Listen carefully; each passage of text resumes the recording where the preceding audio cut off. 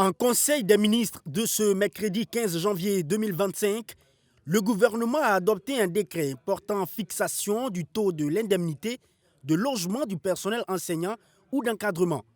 Ce même décret porte sur les indemnités d'astreinte, de technicité, de logement du personnel de l'État issus de nouveaux emplois spécifiques du dit ministère.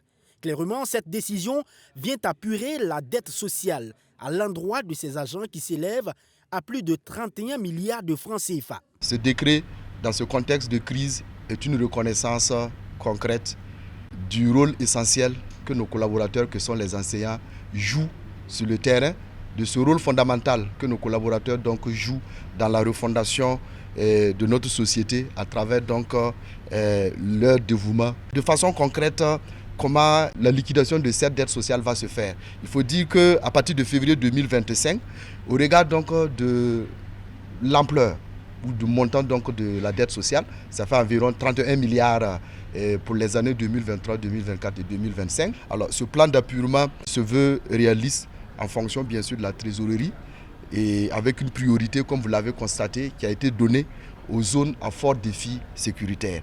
L'APEC, l'Agence pour la promotion de l'entrepreneuriat communautaire, ne se limite pas à Bobo Dioulasso ou à Yako. Avec son capital investissement dans les projets communautaires, le Conseil a adopté également 2 décrets pour autoriser l'agence à prendre des parts dans la réalisation de 2 usines. La première usine est une usine semi-mécanisée de mines qui est actuellement en construction au niveau de la région du Sud-Ouest. Donc cette mine appelée Bielmera Mining, le Conseil a autorisé par prise de participation de l'APEC à hauteur de 21%. Le coût total de la construction de l'usine est de 1,548 milliard.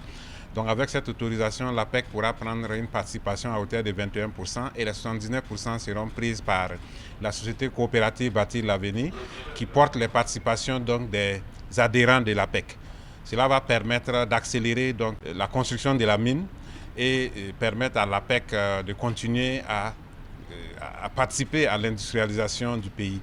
La deuxième unité industrielle que l'APEC va mettre en place, pour laquelle le Conseil a autorisé la prise de participation, c'est une usine de transformation de tomates dans la région du centre-est, notamment à Tinkotogo.